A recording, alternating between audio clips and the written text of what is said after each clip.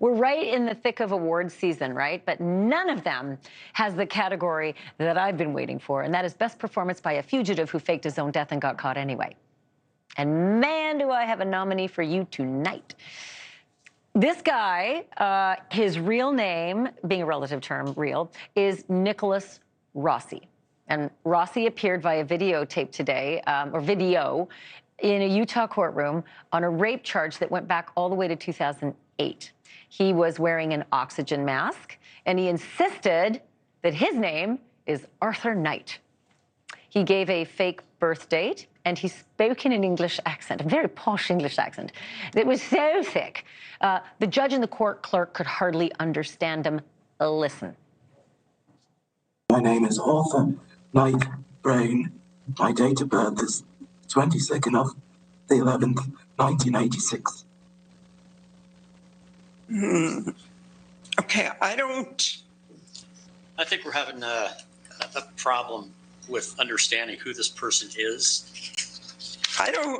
This is not number 36. Your Honor, we've got him as Nicholas Rossi, but he's saying his name is Arthur Knight Brown. Oh, that's one of the AKAs, it looks like. What's your birthday? We're having a really is it July 11th, 1987?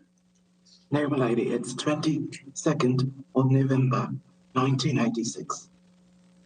22nd of November, 1986. Yes, ma'am. Your Honor, Tamara Vasquez for the state. This individual has been extradited, and he has not admitted his name or birth date accurately, and so I don't think we're going to be successful on that today either. It's also known as... Objection, my lady. That is complete hearsay. One of the AKAs. I love how the judge says it, right?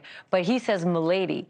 So for the record, probably important to tell you, in the UK, if he's from the UK, the court judges are actually referred to as Lord and Lady. So milady would be appropriate there. But he knows he's here. Mr. Rossi, on the other hand, is not a product of the UK. He is a product of Providence, Rhode Island. He is accused of raping a 21-year-old Utah woman more than 15 years ago. But because of a backlog at the state crime lab, he wasn't identified as a suspect until a decade later. He is also accused in another Utah rape, and he faces several domestic violence complaints in Rhode Island and in Ohio.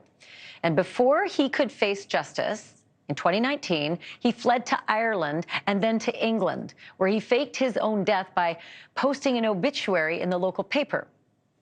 Since there was no actual death certificate, the authorities kept looking for him anyway.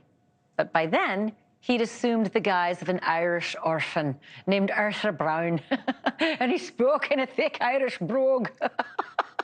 Like, you can't make this stuff up. That's, by the way, you're impressed, right? Like, that was pretty good, I gotta admit.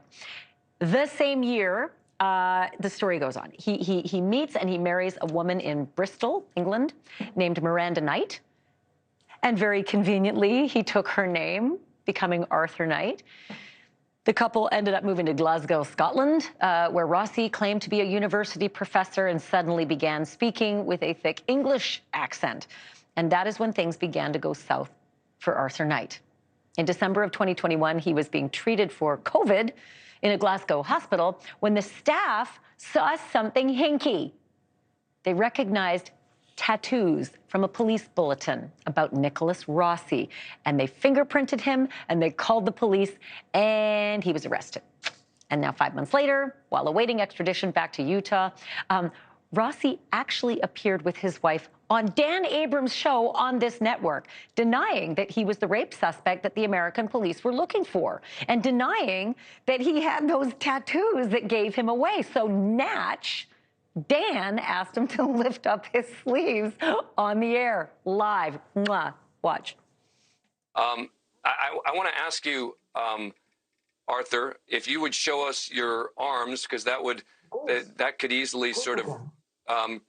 Can you roll up your sleeves? Can you roll up the top of your sleeves? Of course I can. Yeah.